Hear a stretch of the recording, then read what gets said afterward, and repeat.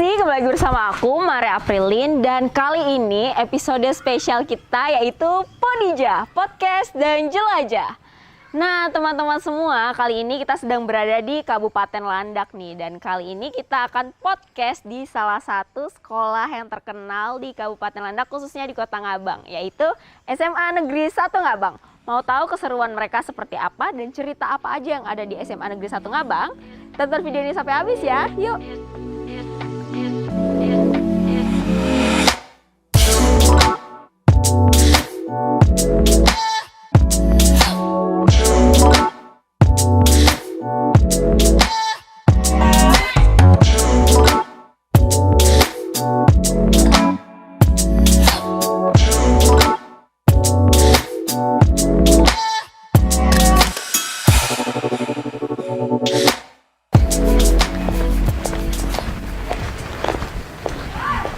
Halo Pak, selamat siang.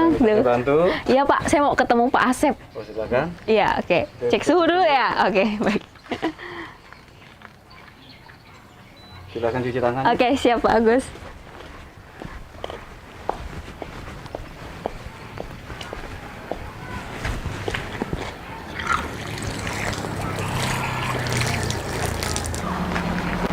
Oke, baik. Makasih banyak ya Pak Agus ya.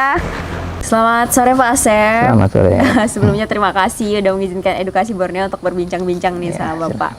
Pak, kan Bapak wakil kurikulum nih Pak. Ya. Terus kemarin selama pandemi itu akhirnya sekolah gimana Pak sistemnya Ya. Pak? Secara kurikulum dan sebagainya. Ya.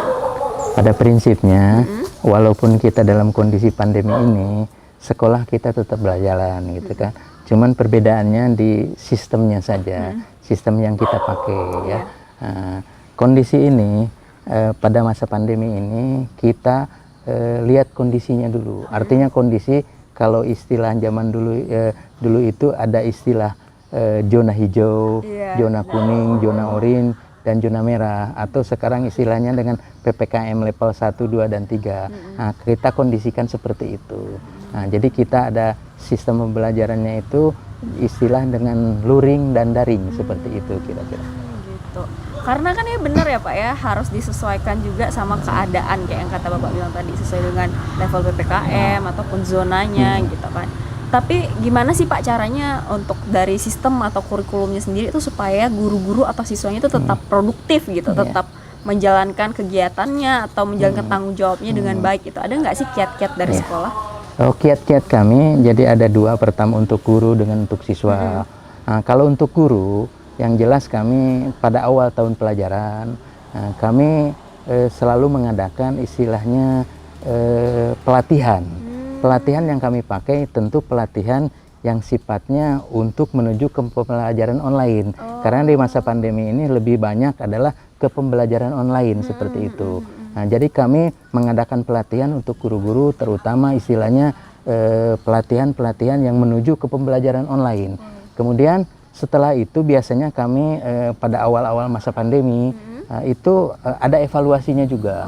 Evaluasi buat guru-guru sampai di mana perkembangannya tentang pembelajaran online ini. Nah, sedangkan untuk kiat-kiat mengenai siswa kami juga istilahnya guru selalu memantau pada pembelajarannya itu. Pertama, mungkin kita pantau dari segi absensi, kehadiran siswa. Jadi di kehadiran siswa itu, apakah dia benar-benar mengikuti setiap pelajaran atau tidak, seperti itu. Nah, kemudian setelah itu juga kami mengecek dengan istilahnya, kalau kita mengadakan pembelajaran online, otomatis guru yang pertama itu kan mengasihkan materi dengan siswa. Nah, kemudian dari materi udah kita kasih, guru pun mengevaluasi. Di antaranya evaluasinya, kalau tadi dari kehadiran dengan absen, kita melihat dengan tugas-tugas. Tugas-tugas yang diberikan ke siswa itu kita lihat ada yang masuk enggak. Selain itu, yang terakhir kalau kita udah selesai pembahasan materinya, kita mengadakan juga istilahnya ulangan, penilaian harian. Nah, kita laksanakan penilaian harian pun secara online. Kita lihat menggunakan Google Form seperti itu. Nah, dari satu pun kita lihat juga berapa siswa yang mengikuti atau tidak, seperti itu.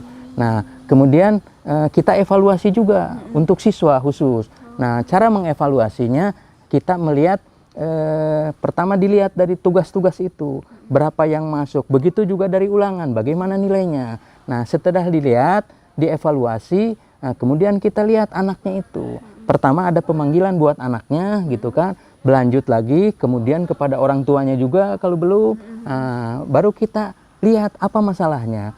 Kalau masalahnya di situ ternyata yang paling banyak setelah kita lihat, itu adalah yang pertama mereka istilahnya dari alat komunikasinya, mengenai laptop, kemudian HP, tab dan yang lainnya, gadgetnya itu. Apakah mereka, oh Pak atau Bu, saya tidak mempunyai ini. Nah, kita bagaimana solusinya? Kedua ada juga di istilahnya kuota. Kuota, malumlah anak-anak. Sebetulnya dulu pada awal pertama pemerintah ada subsidi, tapi makin sini tidak ada. Nah, tapi sekolah kami udah bagaimana solusinya? Pertama, bagi yang mereka tidak punya peralatan, gadget, laptop atau apa, kami udah kebetulan ada sumbangan dari pemerintah, bantuan gitu ya. Nah, kami udah menyiapkan sekitar 300 tablet untuk siswa ya. Kemudian juga kami juga udah menyiapkan wifi. Mungkin di sini ada sekitar 4 modem yang mungkin wifi-nya bisa sampai 8 sampai 10. Jadi bagi siswa yang mengalami kendala seperti itu, kami menyiapkan, tidak punya alatnya kami siapkan di sini, tidak punya kuota mereka kita siapkan dulu ke sini. Gitu ya. Nah, kira-kira itulah kiat-kiat untuk mengatasi keterbatasan dari guru dengan siswanya seperti itu. Gitu. Berarti kalau misalkan boleh kita telaah lagi tuh Pak. Tadi kuncinya tuh yang pertama adalah adaptif ya sama keadaan, gimana caranya tadi Bapak mengatur gimana nih kurikulumnya supaya tetap berjalan. Itu harus disesuaikan lagi sama keadaannya seperti apa, terus apa aja kendalanya dan sebagainya. Terus yang kedua juga tadi Bapak menyinggung masalah gimana caranya supaya kita tuh tetap melakukan evaluasi gitu di setiap tindakan. Benar ya Pak ya? Karena kalau yang menurut saya sendiri sih Pak, kalau belajar berkaca dari apa yang kegiatan yang udah dilakukan, benar gitu. Kita harus tetap mengevaluasi itu supaya kita tahu nih, oh sejauh mana sih pembelajarannya dan apakah sudah pas gitu, apakah sudah tepat gitu. Tapi kan pasti ada tuh Pak, maksudnya kesusahan gitu dalam mengatur guru dan siswa gitu kan, apalagi secara online nih, mengkomunikasikan sama mereka tuh gimana Pak? Apakah akhirnya lewat grup dan sebagainya, dan orang tuanya gimana Pak? Oh iya. Bisa kerjasama nggak sih? Ya yang jelas kami semua itu kita antisipasi. Pertama untuk siswa. Jadi kami tetap di sini membuat yang namanya grup WhatsApp ya. Nah, itu jadi pertama itu adalah guru-guru ada. Jadi grup guru-guru selalu ada WhatsApp-nya guru-guru, WA-nya ya. Kemudian ditindaklanjuti adalah antara guru dengan siswa. Nah, kalau ada kendala antara guru dengan siswa, tentu kendalanya apa? Nah, kami pun buat grup antara guru dengan orang tua. Terutama setiap wali kelas kami suruh buat WhatsApp grupnya itu dengan orang tua. Jadi kendala-kendala itu kami semua bisa diatasi. Mudah-mudahan dengan siswa, dengan guru, dengan sesama guru pun seperti itu kira-kira. Iya benar sih. Berarti emang harus dijalin kerjasama sama semuanya betul. Gitu ya Pak ya. Oke, baiklah, terima kasih Pak Asep untuk semua infonya tentang gimana SMA Negeri 1 menghadapinya, terkhusus secara kurikulum ya. Dan kita bersyukur juga nih teman-teman edukasi, ternyata Pak Asep ini sangat komunikatif dan juga punya banyak ide gitu, sehingga SMA Negeri 1 pun bisa tetap menjalankan proses belajarnya tuh dengan baik gitu ya Pak ya. Dapat referensi dari mana sih Pak? Banyak baca buku atau gimana gitu, banyak diskusi kali ya. Ya sama, kita nanya dengan teman-teman kawan juga, terutama dalam kondisi ini kan harus nanya juga. Di sekolah ini menggunakan apa kira-kira seperti itu aja. Jadi harus tetap open minded gitu ya Pak, betul, ya sama banyak pendapat. Oke, baiklah, terima kasih Pak Asep. Kita mau lanjut dulu nih Pak. Silakan. Terima kasih. Ibu dan Bapak yang lainnya. Terima kasih Pak. Nah, teman edukasi, gimana nih? Tadi kita udah mendengarkan cerita dari Pak Asep tentang kurikulum yang digunakan selama masa pandemi di SMA Negeri 1 Ngabang. Kali ini kita akan berbincang sama Ibu Kesiswaan nih. Kita akan mendengar gimana sih kegiatan anak-anaknya selama masa pandemi. Nah, kalian mau tahu gimana keseruannya kita ngobrol sama Ibu Wakil Kesiswaan? Yuk ikutin video kita sampai habis. Oke, baik, selamat sore Bu Sisil, terima kasih udah menyambut kita nih dari Edukasi Borneo. Kita mau ngobrol dong Bu untuk kegiatan kesiswaan yang ada di sini, boleh ya? Oke, baik. Ya, terima kasih Bu. Oke, Bu Sisil, kita mau tanya nih Bu, gimana sih sebenarnya kegiatan siswa di SMA Negeri 1 Ngabang ini sebelum pandemi deh Bu? Banyak nggak sih ekskul yang ada di sini? Sebelum pandemi kita melaksanakan ekstrakurikuler itu dilaksanakan setiap hari Senin sampai Jumat. Kita laksanakan setiap hari mulai pukul 15.30 sampai pukul 17 secara terjadwal. Oh, jadi gantian gitu ya Bu ya, setiap Senin sampai Jumat Iya, itu iya. gantian. Kita Ada jadwalnya. ada berapa ekskul Bu kira-kira Bu yang ada Ada di sini? 14 kurang lebih. Wah, banyak ya Bu ya. Berarti emang banyak ekskul. Selain itu banyak juga berarti kegiatan dilakukan sama siswa SMA Negeri 1 ini.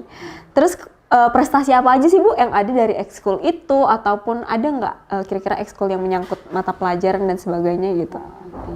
Untuk ekstrakurikuler prestasinya itu siswa kita banyak sekali membuat prestasi. Iya, terlihat sih ya dari banyaknya piala Tentu di saja sini. saya tidak bisa menyebutkan satu. Iya, iya, persatu, benar-benar. Ibu ya. Tapi dari banyak ekskul itu, contoh PMR. Nah, jadi setiap tahun kita mengirim siswa kita ke provinsi untuk mengikuti lomba HKPMS.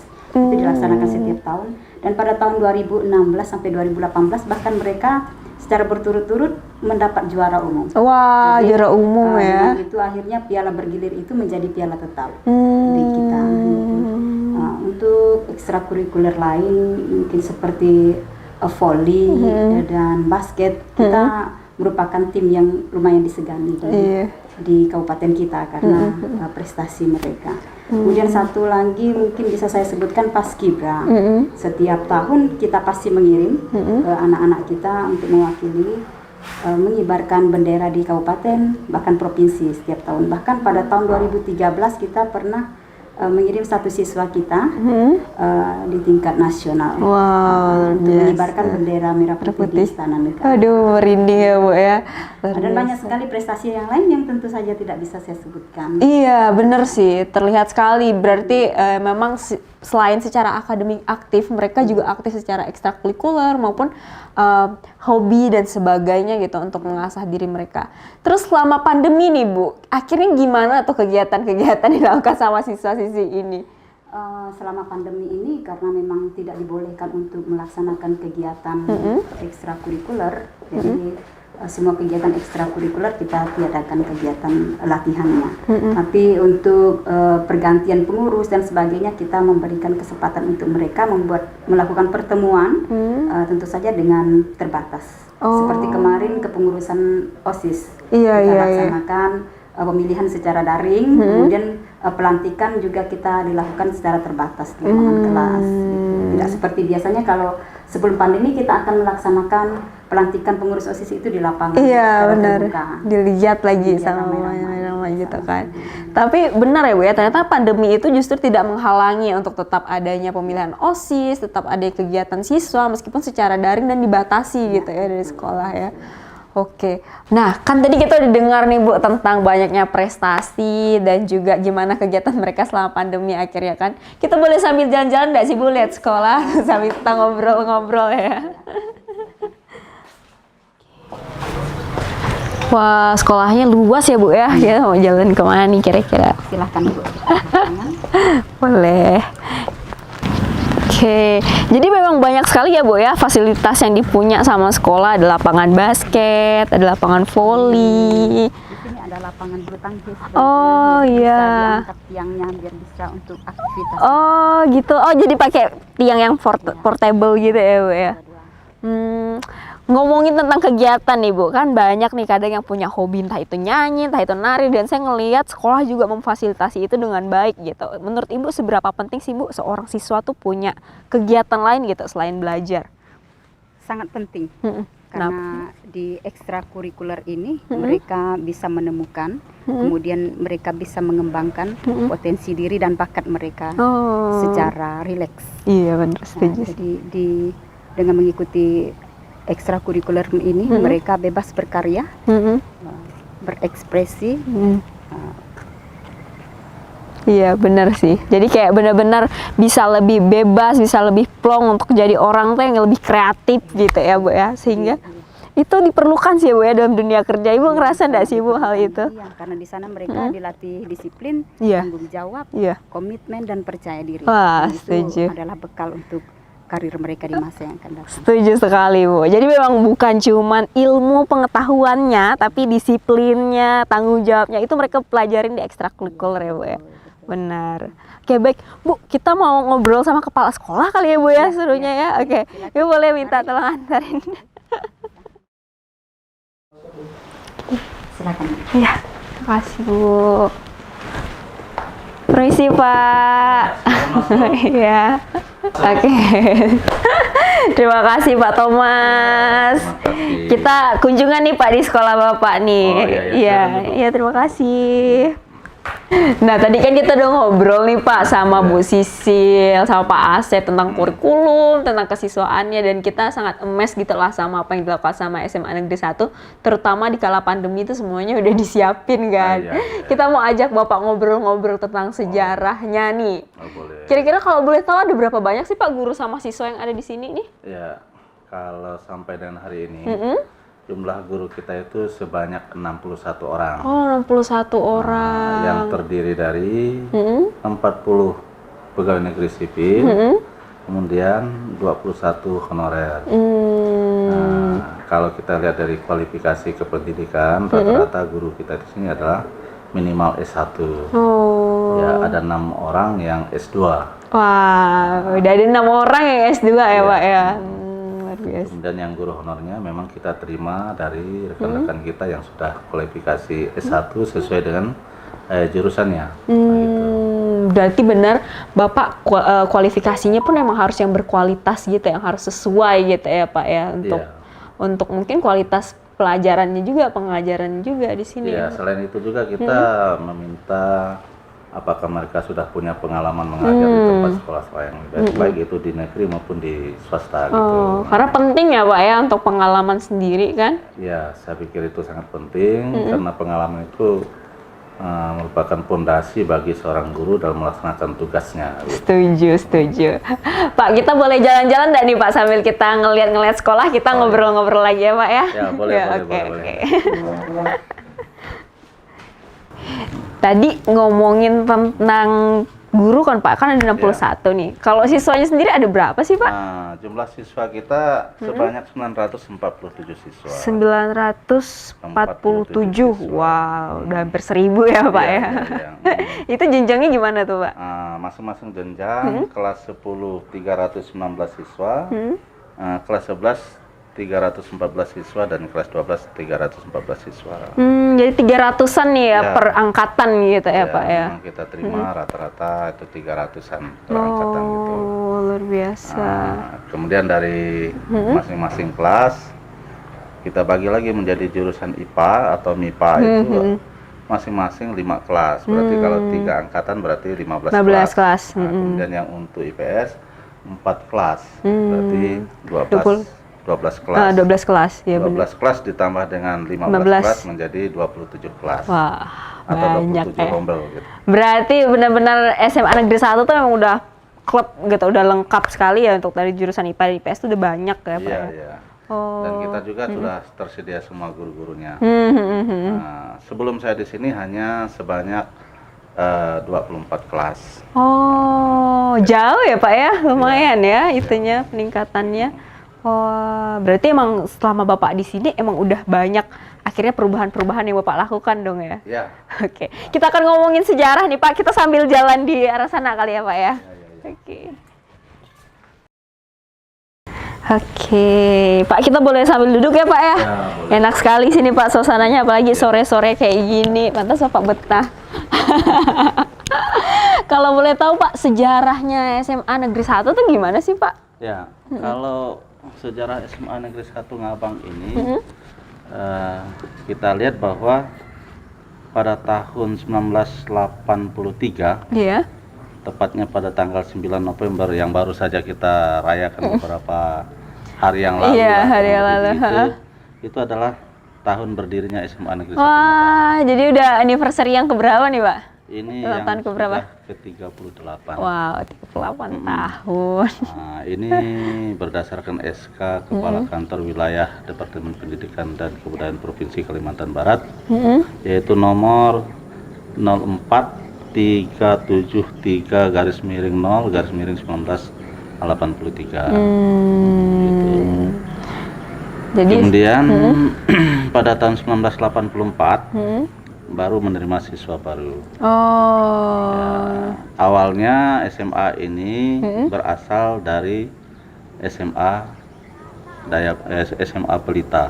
Oh, jadi dulu tuh bukan SMA Negeri 1, SMA Ya, Pelita bukan. namanya ya. Pelita Ngabang. Oh. Nah, pada tahun 1984 itu baru menerima siswa kelas 1, sedangkan siswa kelas 2 dan kelas 3 itu merupakan integrasi dari siswa kelas 2 dan kelas 3 SMA Pelita itu. Oh, gitu. Baru pada tahun 1985 itu kita menerima siswa baru.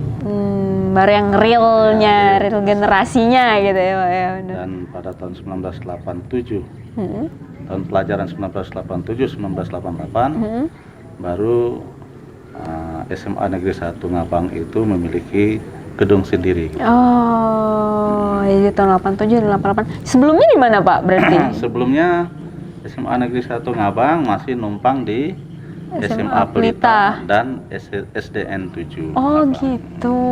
Jadi sebelumnya akhirnya sampai punya gedung sendiri tuh masih numpang Masih waktu numpang itu ya. waktu itu, ya. Ya luar biasa dong, sampai Bapak sekarang Bapak udah punya gedung yang kemana-mana gitu. Lihatnya luas sekali dan sebagainya. Oke deh, kita sambil jalan-jalan kali ya Pak ya.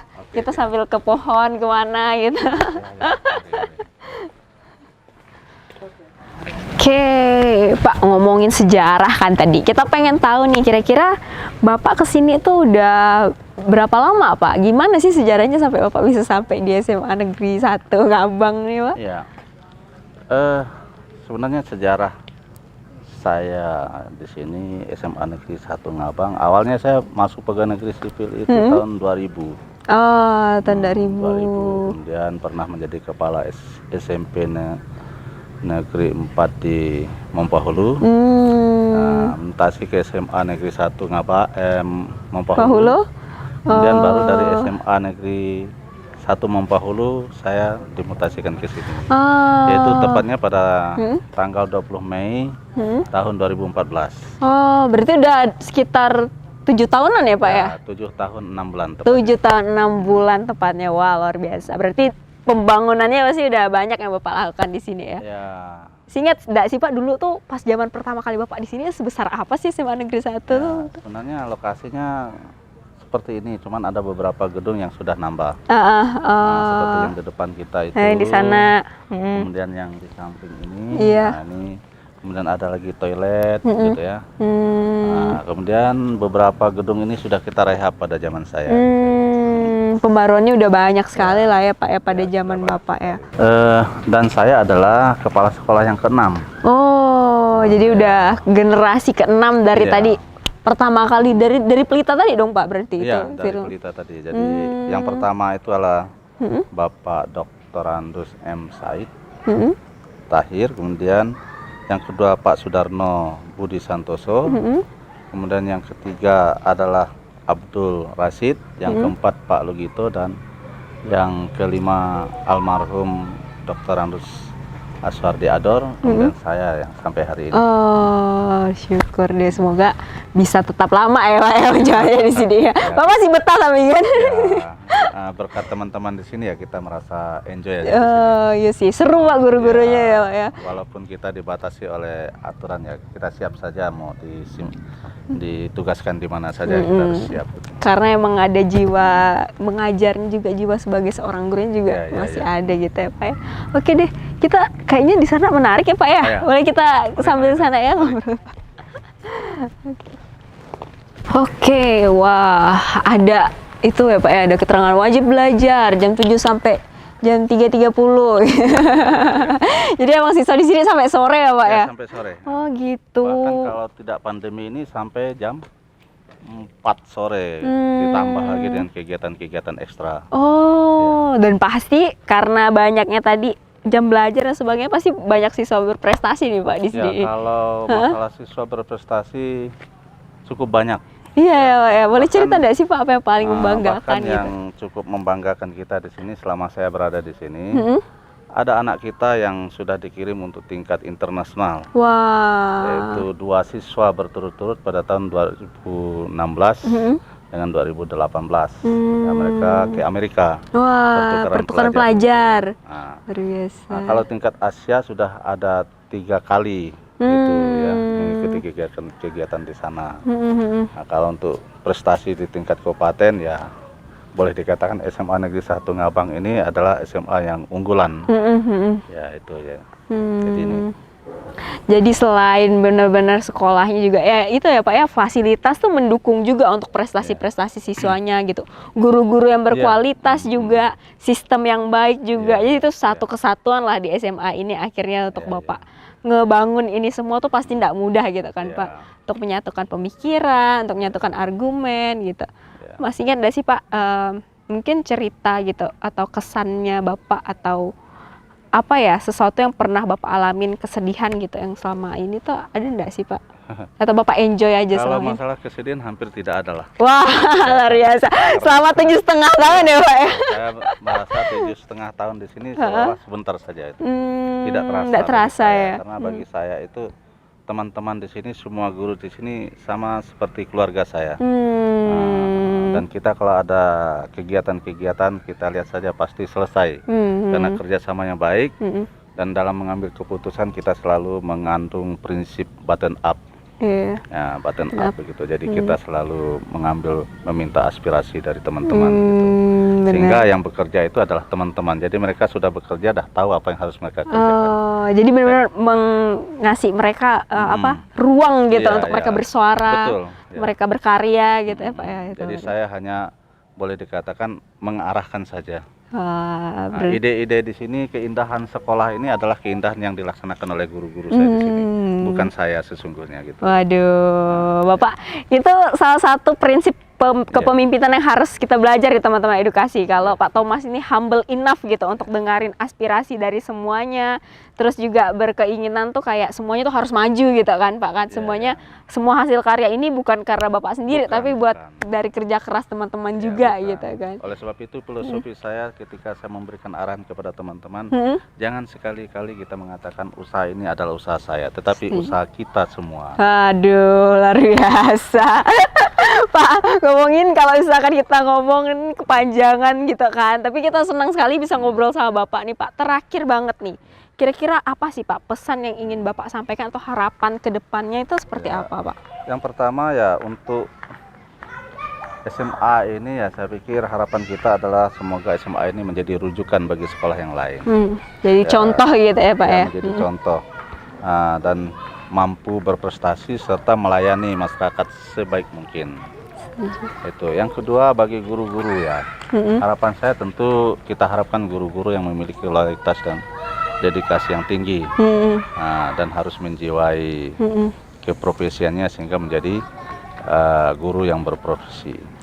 Ya, yang berprestasi begitu. Kemudian untuk siswa kita berharap mereka harus bangga menjadi siswa atau mantan siswa di sini. Oleh sebab itu kita berharap mereka selalu menjaga alma mater SMA Negeri 1 Ngabang ini.